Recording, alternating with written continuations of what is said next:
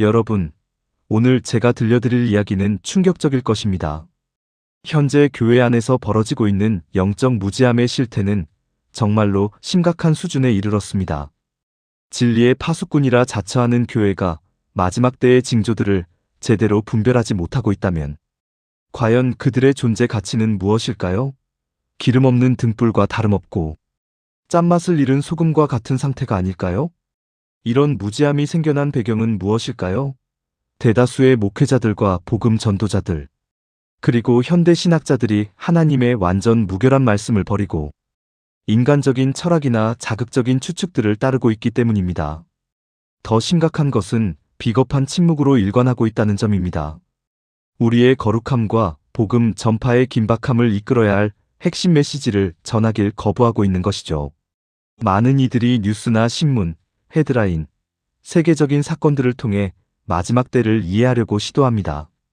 하지만 이것은 엄청난 오해입니다. 진정한 마지막 때의 신호들은 인간의 음모론이나 신비주의적 계산법에서 나오는 것이 아닙니다. 참된 징조들은 성경 페이지에 하나님의 신성한 잉크로 기록되어 있는데 정작 이것의 진짜 의미를 파악하는 사람은 거의 없습니다. 왜 그럴까요? 말씀을 깊이 연구하지 않기 때문입니다. 일요일 아침에 따뜻한 커피와 무의미한 잡담을 성경 예언에 깊고 때로는 두려운 진리보다 더 선호하기 때문입니다. 오늘 우리는 그 무지함의 장막을 걷어내겠습니다. 예수 그리스도께서 직접 주신 마지막 징조들의 참된 의미를 여러분께 보여드리겠습니다. 미리 경고하건대 여러분이 들으실 내용은 마음이 약한 분들이나 편안함만을 추구하는 복음을 원하는 분들을 위한 것이 아닙니다. 이는 어떤 대가를 치르더라도 진리를 사랑하는 이들, 그리고 이 마지막 날들을 분별력 있게 살아가기를 갈망하는 이들을 위한 것입니다. 성경을 펼쳐보겠습니다. 마태복음 24장입니다. 이것이 핵심 구절입니다. 예수님께서 감람산에 앉아 계실 때 제자들이 질문했습니다. 언제 이런 일들이 일어날 것이며 주님의 재림과 세상 끝의 징조는 무엇입니까? 마태복음 24장 3절 말씀입니다. 예수님은 정확한 날짜나 시간표를 알려주지 않으셨습니다. 그들의 호기심을 만족시켜주는 대신 징조들을 말씀해 주셨습니다. 일련의 사건 패턴과 주님의 재림 이전 시기를 특징 짓는 영적 도덕적 분위기에 대한 설명 말입니다. 그분이 묘사하신 것은 절망적이지만 정확한 그림이었습니다. 예수님이 언급하신 첫 번째 징조는 매우 중요한데 전쟁도 자연재해도 전염병도 아닌 종교적 속임수였습니다. 4절과 5절을 보면 누가 여러분을 속이지 않도록 조심하십시오. 많은 사람들이 내 이름으로 와서 내가 그리스도다라고 말하며 많은 이를 속일 것입니다. 속임수입니다. 거짓 그리스도들과 거짓 선지자들 말입니다. 이것은 단순히 사회 변두리의 이상한 종파들만을 의미하는 것이 아닙니다. 종교 영역 심지어 기독교라고 불리는 범주 안에서까지 광범위하게 일어나는 속임수를 말하는 것입니다. 생각해 보십시오. 오늘날 우리가 보는 것이 바로 이것 아닙니까? 스스로 기독교라고 칭하면서도 신앙의 근본 진리들을 부인하는 운동들의 전례 없는 확산 말입니다. 물질적 풍요에 초점을 맞춘 복음, 자기 개발에 치중하는 복음, 보장된 기적 치유를 약속하는 복음들 말입니다. 이 모든 것들이 죄를 경시하고 하나님의 거룩함을 무시하며 진정한 회개와 순종을 멸시하면서 말입니다. 그들은 그리스도께서 진정한 제자들에게 약속하신 고난과는 정반대로 사치스럽고 편안한 삶을 약속합니다. 이것은 단순한 신학적 오류가 아닙니다. 수백만 명을 진리와 참된 구원에서 멀어지게 하기 위해 고안된 사탄의 속임수입니다. 이것이 바로 마지막 때의 명확한 징조입니다. 종교적 피상성, 견고한 신학의 부재, 진리보다 감정을 우선시하는 것, 그리고 양의 옷을 입은 늑대 같은 지도자들의 확산 말입니다. 그들은 죄에 대해 설교하지 않고 심판에 대해 설교하지 않으며 구원의 유일한 길인 그리스도의 희생에 대해서도 설교하지 않습니다. 대신 여러분 자신에 대해, 여러분의 꿈에 대해, 여러분의 욕망에 대해 설교합니다. 이것은 하나님 중심이 아닌 인간 중심의 복음입니다. 교회가 인간 중심이 될 때 생명으로 인도하는 좁은 길이 아니라 멸망으로 인도하는 넓은 문이 되어버립니다. 마태복음 24장을 계속 읽어보겠습니다. 6절과 7절입니다. 전쟁과 전쟁의 소문을 들을 것입니다. 당황하지 마십시오. 이런 일들이 반드시 일어나야 하지만 아직 끝이 아닙니다. 민족이 민족을 대적하고 왕국이 왕국을 대적할 것이며 여러 곳에서 전염병과 기근과 지진이 있을 것입니다. 전쟁, 전염병, 기근, 지진 이것들이 징조일까요? 마지막 때만의 독특한 현상일까요? 역사를 통틀어 이런 일들이 없었던 적이 있나요? 모든 세대가 전쟁과 기근, 질병과 자연재해를 경험했습니다. 예수님께서 말씀하시는 것은 이런 사건들이 새로운 것이라는 게 아니라 마지막 때에는 그 빈도와 강도가 증가할 것이라는 점입니다. 마치 해산의 진통처럼 말입니다. 출산을 앞둔 여성은 아이가 태어날 때가 가까울수록 더 강하고 빈번한 고통을 경험합니다. 마찬가지로 이런 사건들도 더욱 격렬해질 것입니다. 하지만 핵심은 이것입니다. 예수님께서 아직 끝이 아니다라고 말씀하셨습니다. 이는 이런 사건들의 증가가 징조이긴 하지만 우리를 공황 상태에 빠뜨리거나 날짜를 추정하게 해서는 안 된다는 뜻입니다. 대신 이것들은 그리스도의 재림이 임박했다는 것과 지상생활의 불안정함을 지속적으로 상기시키는 역할을 해야 합니다. 이것들은 우리를 냉정함과 거룩함, 그리고 긴급함으로 부릅니다. 시간이 단축되고 있다는 것을 알려줍니다. 그 다음으로 진정한 신자들에게 가장 고통스럽고 깊은 의미를 가진 징조 중 하나인 박해에 대해 살펴보겠습니다. 9절입니다. 그때에 사람들이 여러분을 환난에 넘겨주고 죽일 것이며 내 이름 때문에 모든 민족에게 미움을 받을 것입니다. 참된 신자들에 대한 박해는 예외적인 현상이 아니라 그리스도를 미워하는 세상에서 그분을 따르는 이들에게는 당연한 일입니다. 세상이 그리스도를 향해 갖는 미움은 그분의 추종자들에게까지 확장되며 이 미움은 마지막 때에 특히 극렬할 것입니다. 편안하고 인기 있으며 갈등 없는 기독교라는 개념은 기만적인 환상이며 거짓 교사들이 대중을 끌어들이기 위해 전파하는 거짓말입니다. 만약 여러분이 신앙 때문에 세상의 적대감을 경험하지 않는다면 여러분의 신앙이 진정한 성경적 신앙인지 스스로에게 물어볼 때입니다. 가톨릭 교회는 정치적 권력의 역사와 세속적 영향력 축으로 인해 그리스도 때문에 당하는 진정한 박해가 무엇인지를 종종 망각했습니다. 박해받는 대신 오히려 박해하는 자가 되는 경우가 많았습니다. 종교 재판, 십자군 전쟁, 일반인들에 대한 성경 검열. 이것들은 성경적 진리에서 벗어난 기관이 어떻게 희생자가 아닌 억압자가 될 수 있는지를 보여주는 예들입니다. 성령으로 거듭난 이들로 구성된 참된 교회는 항상 어느 정도의 박해를 당해왔습니다. 하지만 외부의 박해만 있는 것이 아닙니다. 10절과 12절은 또 다른 중요한 징조를 보여줍니다. 그때에 많은 사람이 실족하여 서로 배반하고 서로 미워할 것입니다. 불법이 성함으로 많은 사람의 사랑이 식어질 것입니다. 배교, 신앙의 포기, 그리고 사랑의 식음입니다. 이는 참으로 파괴적입니다. 세상이 신자들을 미워할 뿐만 아니라 스스로를 신자라고 여겼던 많은 이들이 실족하고 다른 이들을 배반하며 심지어 서로 미워하게 될 것입니다. 이는 스스로 기독교인이라고 칭하는 많은 이들의 신앙이 얼마나 피상적인지를 말해줍니다. 압박이 올 때 거짓 신앙은 무너지며 모래 위에 지어진 기초를 드러냅니다. 불법의 성행은 단순히 일반 사회의 도덕성 증가만을 의미하지 않습니다. 종교 영역 내에서의 악함, 즉 위선, 사랑의 부족, 속임, 배신을 의미하기도 합니다. 이것이 많은 이들의 사랑을 쉽게 만들 것입니다. 공적인 교회는 미지근하고 무관심하며 타협적이 될 것입니다.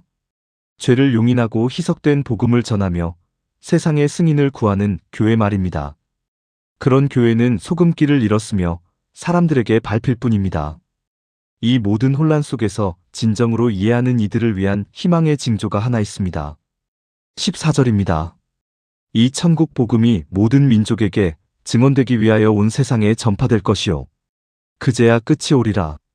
모든 속임과 박해와 배교에도 불구하고 예수 그리스도의 참된 복음이 전 세계적으로 전파될 것입니다. 번영 복음도 아니고 사랑만의 복음도 아닌 회개와 믿음, 그리고 그리스도의 주권에 대한 복종을 요구하는 천국의 복음 말입니다. 그리고 이것은 반대에도 불구하고 하나님의 은혜와 능력으로 성취될 것입니다. 이는 약속이며 이것이 완성될 때 끝이 올 것입니다.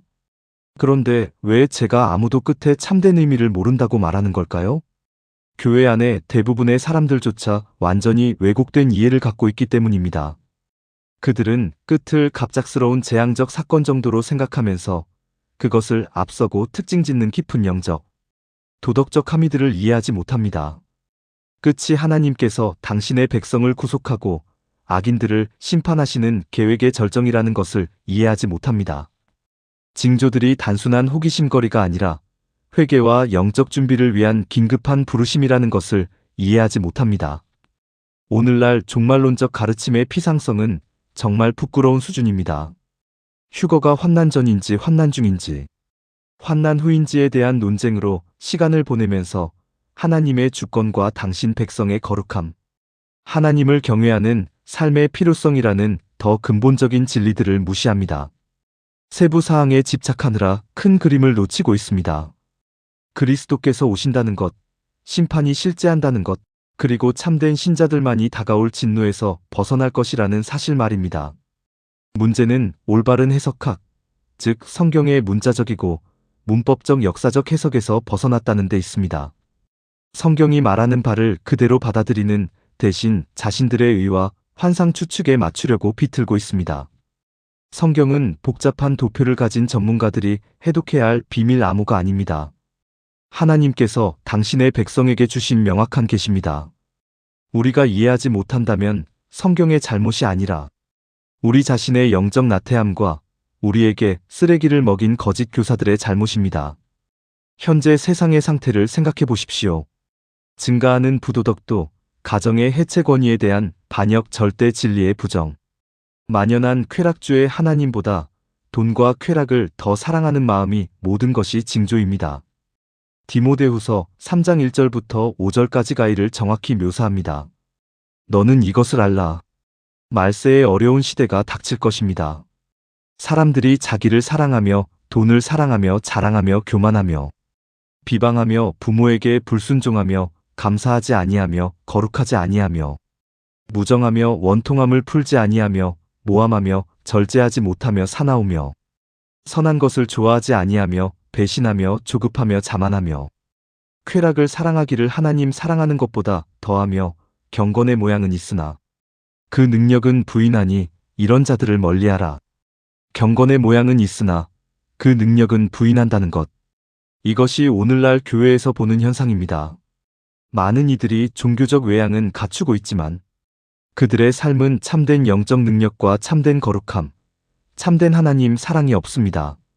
현실보다는 이미지의 하나님의 승인보다는 사람들의 승인에 더 관심을 갖습니다. 이것이 바로 속임의 핵심입니다. 이 모든 것이 우리에게 무엇을 의미할까요? 안주할 때가 아니라는 뜻입니다. 기독교인 흉내를 낼 때가 아닙니다. 깨어날 때입니다. 하나님의 말씀에 빛에 비추어 우리 마음을 점검할 때입니다. 우리는 속임당할 자들 중에 있습니까? 박해나 사랑이 식음으로 인해 실족할 자들 중에 있습니까? 아니면 끝까지 견딜 자들 진리를 사랑하며 그리스도 안에 견고한 자들 중에 있습니까? 마지막 때에 대한 참된 이해는 우리를 마비시키는 두려움이 아니라 거룩한 소망과 더 큰 순종의 삶으로 이끕니다.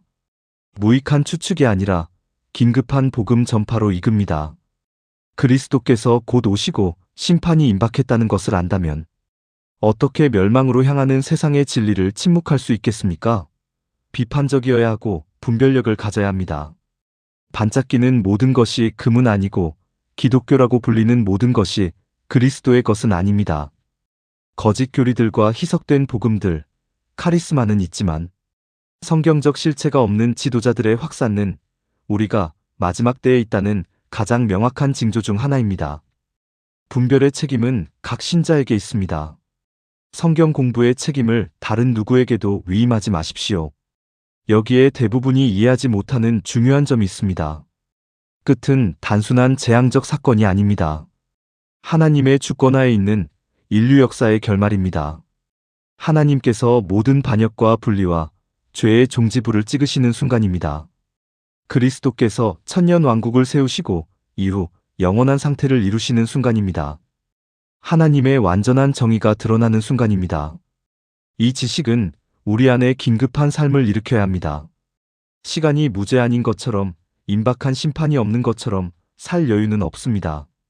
매일이 하나님을 영화롭게 하고 거룩함 가운데 살며 복음을 나누는 기회입니다. 우리가 보는 세상의 모든 징조는 아무리 두렵더라도 그리스도께서 문 앞에서 계신다는 것을 상기시켜줍니다. 형제 자매 여러분, 휴거는 교회의 복된 소망입니다. 신자들이 공중에서 주님을 만나기 위해 끌려 올라가는 순간입니다. 데살로니가전서 4장 16, 17절에서 성경은 우리에게 말합니다. 주께서 호령과 천사장의 소리와 하나님의 나팔 소리로 친히 하늘로부터 강림하시리니 그리스도 안에서 죽은 자들이 먼저 일어나고 그 후에 우리 살아남은 자들도 그들과 함께 구름 속으로 끌어올려져 공중에서 주를 만나리라. 그리하여 우리가 항상 주와 함께 있으리라. 얼마나 영광스러운 약속입니까? 하지만 이 휴거는 기독교인 흉내를 내는 자들을 위한 도피가 아닙니다. 참된 믿음을 가진 자들, 주님의 오심을 사랑하는 자들, 거룩함 가운데 살며 그분의 말씀에 순종하는 자들을 위한 것입니다. 한때 기도를 했던 모든 사람에게 자동적으로 주어지는 휴거라는 개념은 또 다른 위험한 거짓말로 형식적 신자들을 잠재우고 그들을 정죄로 인이다. 우리는 우리의 신앙이 불을 견딜 수 있는 종류의 신앙인지 점검해야 합니다. 마지막 징조들은 준비에 대한 부르심입니다. 날짜를 추측하거나 지하 피난처를 건설하는 것이 아닙니다. 예수 그리스도를 통해 여러분의 영혼이 하나님과 화평을 누리고 있는지 확인하는 것입니다. 마치 그분이 오늘 오실 수도 있다는 그리스도의 재림의식을 가지고 매일을 사는 것입니다. 그리고 사람들의 승인보다는 하나님의 영광을 위해 편안함보다는 진리를 더 사랑하는 것입니다. 기억하십시오. 요한계시록은 예수 그리스도의 계시의 책입니다. 해독할 수 없는 신비가 아니라 이해되기 위한 책입니다. 그리고 그것이 계시하는 것은 역사에 대한 하나님의 절대적 주권, 악에 대한 그리스도의 최종 승리, 그리고 그분의 영원한 왕국의 설립입니다. 이런 진리들을 무시하지 마십시오. 쉬운 길을 약속하는 배교의 부드러운 목소리들에 유혹당하지 마십시오. 길은 좁고 진리는 대면적이지만 상급은 영원합니다. 하나님께서 당신의 말씀을 통해 저에게 주신 모든 사랑과 권위로 여러분께 간곡히 부탁드립니다. 성경을 공부하십시오. 이런 징조들을 묵상하십시오. 성령께서 여러분을 진리로 확신시키도록 허용하십시오. 지속적인 회개와 참된 믿음의 삶을 사십시오.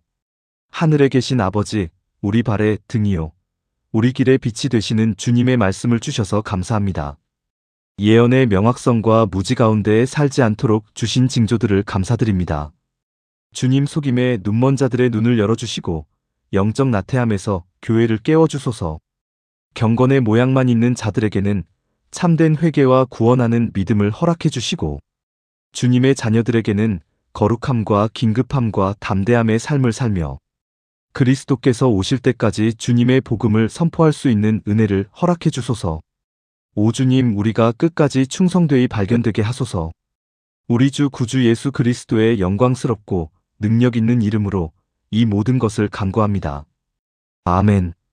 그런데 여러분, 제가 아직 말씀드리지 않은 중요한 부분이 하나 더 있습니다. 바로 현재 우리가 목격하고 있는 가장 충격적인 현상 중 하나입니다. 그것은 진정한 성경적 권위에 대한 노골적인 반역입니다.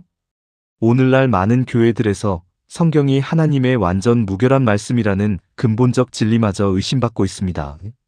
성경을 단순히 인간이 쓴 종교적 문학 정도로 격화시키려는 시도들이 곳곳에서 벌어지고 있습니다. 이런 현상의 뿌리는 무엇일까요? 바로 인간의 교만함입니다. 하나님의 절대적 권위 앞에 무릎 꿇기를 거부하는 마음, 자신이 진리의 최종 판단자가 되고 싶어하는 욕망에서 나오는 것입니다. 이들은 성경의 어려운 구절들이나 현대적 감성에 맞지 않는 부분들을 임의로 골랐네요. 시대적 한계라고 치부해버립니다. 하지만 이것은 하나님 자신을 거부하는 행위와 다르지 않습니다. 더욱 놀라운 것은 이런 반성경적 사고가 신학교와 교단 지도부에까지 깊숙이 침투했다는 사실입니다. 차세대 목회자들을 양성한다는 기관들에서 성경의 권위를 훼손하는 가르침들이 버젓이 전수되고 있습니다. 창세기를 신화로 출애굽을 전설로 그리스도의 부활을 상징으로 가르치는 일들이 실제로 벌어지고 있는 것입니다. 이보다 더 위험한 배교가 또 있을까요? 하지만 성경은 분명히 경고했습니다. 성령이 밝히 말씀하시기를 후일에 어떤 사람들이 믿음에서 떠나 미혹하는 영과 귀신의 가르침을 따르리라. 디모데전서 4일. 그런 텀부리 요서 우리는 지금 바로 이 예언이 성취되는 시대를 살아가고 있습니다. 귀신의 가르침이 성경적 진리를 대체하려는 시도들을 목도하고 있는 것입니다. 그렇다면 참된 신자는 어떻게 이런 시대를 살아가야 할까요? 무엇보다도 성경 말씀에 더욱 깊이 뿌리내려야 합니다. 다른 사람의 해석이나 전통에 의존하지 말고 직접 하나님의 말씀을 읽고 묵상하며 기도하는 시간을 늘려야 합니다. 성령께서 약속하신 대로 우리를 모든 진리 가운데로 인도하실 것을 믿어야 합니다. 또한 우리는 분별력을 기르는데 힘써야 합니다. 모든 가르침을 성경의 잣대로 검증하는 습관을 길러야 합니다. 아무리 카리스마 넘치는 설교자라도, 아무리 학문적 권위를 가진 신학자라도 그들의 말이 성경과 어긋난다면 단호히 거부할 수 있는 용기가 필요합니다. 베레아 사람들이 바울의 말조차도 성경으로 검증했던 것처럼 말입니다. 현재 우리가 보고 있는 또 다른 심각한 징조는 교회 내에서의 도덕적 타락입니다. 성직자들의 추문, 교회 지도자들의 부패, 성도들 사이의 분쟁과 시기, 모든 것들이 세상 사람들로 하여금 기독교 전체를 조롱거리로 만들고 있습니다. 저들의 행실을 보니 그들의 하나님도 별것 아니구나라는 비웃음을 받고 있는 것입니다. 하지만 이건 역시 성경이 이미 예언한 바입니다. 하나님의 이름이 너희 때문에 이방인 중에서 모독을 받는다. 로마서 24구 하신 말씀이 오늘날 그대로 성취되고 있습니다. 형식적인 종교성은 있으나 실제 삶에서는 하나님을 부인하는 이들로 인해 복음의 증거가 훼손되고 있는 것입니다. 그렇다고 해서 우리가 절망해야 할까요? 절대 그렇지 않습니다. 오히려 이런 상황이야말로 참된 그리스도인들이 더욱 밝게 빛날 수 있는 기회입니다. 어둠이 짙어질수록 작은 빛이라도 더욱 뚜렷하게 드러나는 법이니까요. 우리의 거룩한 삶과 진실한 사랑이 세상 사람들에게 정말 다른 사람들이구나라는 인상을 줄 수 있는 때입니다. 역사를 돌아보면 교회가 가장 큰 영향력을 발휘했던 시기는 언제나 외부의 핍박이나 내부의 시련이 극심했던 때였습니다. 로마 제국의 박해 아래 교회는 오히려 더욱 순수해졌고, 종교개혁의 시대에는 진리에 목마른 이들이 목숨을 걸고 하나님의 말씀을 붙잡았습니다. 마찬가지로 지금 이 시대의 혼란 속에서도 진짜 믿음을 가진 이들이 구별되어 나타날 것입니다. 예수님께서 밀과 가라지를 함께 자하게 두라고 말씀하신 이유가 여기에 있습니다. 추수 때까지는 둘이 함께 있을 것이지만 마지막에는 확실하게 구분될 것이라는 뜻입니다. 지금 우리가 보는 혼란스러운 상황들은 바로 그 구분 과정의 일부일 수도 있습니다. 거짓된 것들이 더욱 거짓되게 드러나고 참된 것들이 더욱 참되게 빛나는 과정 말입니다. 그러므로 우리는 두려워할 필요가 없습니다. 오히려 확신을 가져야 합니다. 하나님의 계획은 완벽하고 그분의 뜻은 반드시 성취될 것이기 때문입니다. 우리가 해야 할 일은 단순합니다. 충실하게 맡겨진 사명을 감당하고 끝까지 믿음을 지키며 주님의 재림을 소망 가운데 기다리는 것입니다. 마지막으로 이 모든 말씀을 들으신 여러분께 간곡히 부탁드립니다. 지금이야말로 진지하게 자신의 영적 상태를 점검해야 할 때입니다. 혹시 형식적인 신앙생활에 안주하고 있지는 않습니까? 세상과 타협하며 미지근한 신앙으로 살아가고 있지는 않습니까? 진정으로 예수 그리스도를 구주로 주님으로 모시고 살아가고 있습니까? 시간이 얼마 남지 않았습니다. 지금이라도 늦지 않았으니 진심으로 회개하고 하나님께로 돌아서십시오. 그리고 이 급한 메시지를 더 많은 사람들과 나누어 주십시오.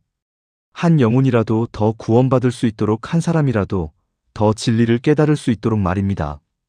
이것이 바로 이 시대를 사는 우리의 사명입니다. 처음부터 사탄은 많은 신앙인들이 놓치고 있는 핵심을 꿰뚫어 보았습니다. 음악은 단순한 소음이 아닙니다. 이것은 마음의 허락 없이도 영혼과 직접 대화하는 언어 체계입니다. 논리와 이성의 방어막을 뚫고 곧바로 감정의 중심부로 심장의 깊숙한 곳으로 당신 존재의 가장 은밀한 영역까지 침투해 들어갑니다. 하나님께서 루시퍼를 창조하실 때 성경은 그가 음악적 아름다움으로 장식되었다고 기록합니다. 에스겔서는 그의 붓과 피리의 정교한 세공이 창조된 바로 그날부터 그 안에 예비되었다고 말합니다. 즉, 음악이 그의 본질 속에 내장되어 있었다는 뜻입니다. 그것은 그의 존재 자체의 일부였습니다. 하지만 타락했을 때 그는 그 재능을 잃지 않았습니다. 대신 그것을 왜곡시켰습니다. 한때 하나님을 영화롭게 하는데 사용되었던 것이 이제는 마음을 하나님으로부터 멀어지게 하는 도구로 전락했습니다. 사탄은 당신의 인생 사운드 트랙을 장악할 수 있다면 당신의 인생 방향도 조종할 수 있다는 것을 알고 있습니다. 그래서 역사를 통틀어 악마는 음악을 자신의 가장 강력한 무기 중 하나로 활용해 왔습니다.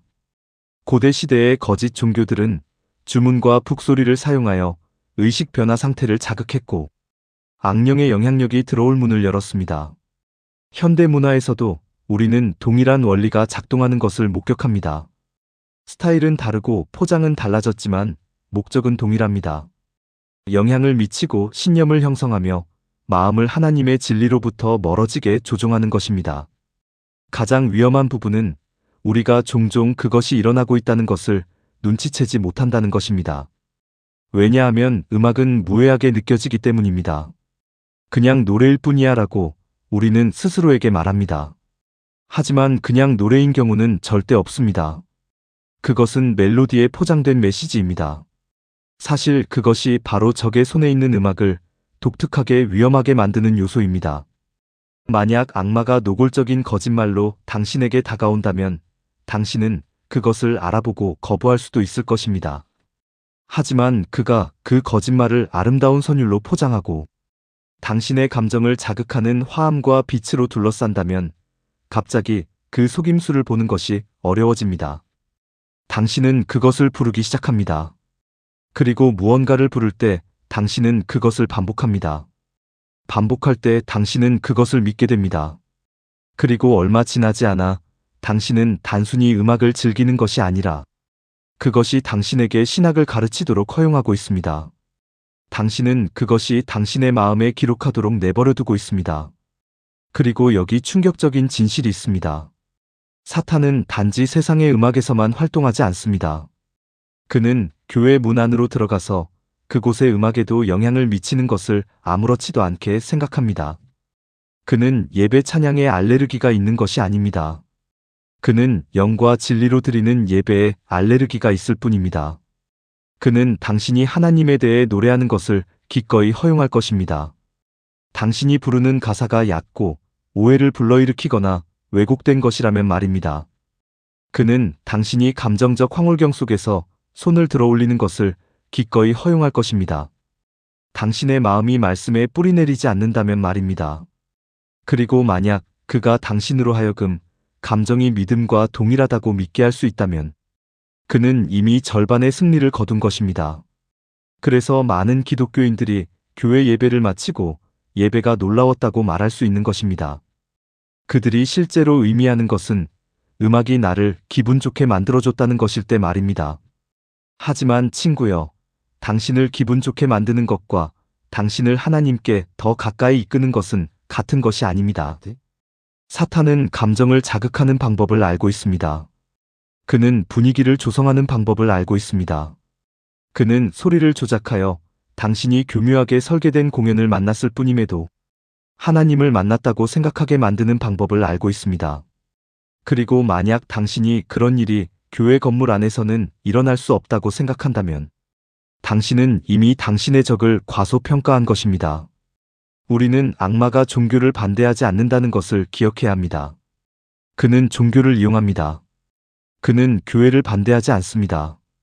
그는 교회에 침투합니다. 그리고 그는 그 안에 예수라는 단어가 들어있는 음악을 반대하지 않습니다. 그것이 성경에 나오는 예수와는 다른 예수를 제시하는 한 말입니다. 그래서 분별력은 선택사항이 아닙니다. 그것은 당신이 노래를 좋아하는지 인기가 있는지의 문제가 아닙니다. 그 노래의 메시지가 하나님 말씀의 전체적인 조언과 일치하는지의 문제입니다. 만약 악마가 교회로 하여금 거짓말을 노래하게 할 수 있다면 그는 그 거짓말들이 결국 교회의 신념이 될 것임을 알고 있습니다. 보세요. 이것이 그렇게 중요한 이유는 예배가 예배자를 형성하기 때문입니다. 우리가 반복적으로 부르는 것이 결국 우리가 하나님에 대해, 우리 자신에 대해, 그리고 우리가 어떻게 살아야 하는지에 대해 생각하는 것을 정의하게 됩니다. 사탄은 음악이 단순히 당신의 귀에만 머무르지 않는다는 것을 알고 있습니다. 그것은 당신의 영혼에 뿌리를 내립니다. 그리고 일단 그곳에 심어지면 그것은 자랍니다. 때로는 진리로 자라기도 하지만 다른 때에는 씨앗이 처음부터 부패했다면 속임수로 자라납니다. 그리고 속임을 당한 교회는 무력한 교회입니다. 그래서 적이 우리가 부르는 것에 영향을 미치는데 그렇게 많은 에너지를 투자하는 것입니다. 그는 단지 당신의 플레이리스트만을 노리는 것이 아닙니다. 그는 당신의 교리를 노리고 있습니다. 그는 단지 당신의 스타일만을 노리는 것이 아닙니다. 그는 당신의 영혼을 노리고 있습니다. 그리고 비극은 그가 종종 원하는 것을 얻는다는 것입니다. 우리가 공개적으로 하나님을 거부해서가 아니라 우리가 소극적으로 한 노래를 받아들였기 때문입니다. 만약 악마가 그것을 썼다면 아무리 아름답게 들릴지라도 당신은 그것을 부르지 말아야 합니다. 스스로를 기독교라고 부르는 모든 노래가 실제로 그리스도를 영화롭게 하는 것은 아닙니다. 우리는 기독교라는 라벨이 거의 모든 것에 붙여질 수 있는 시대에 살고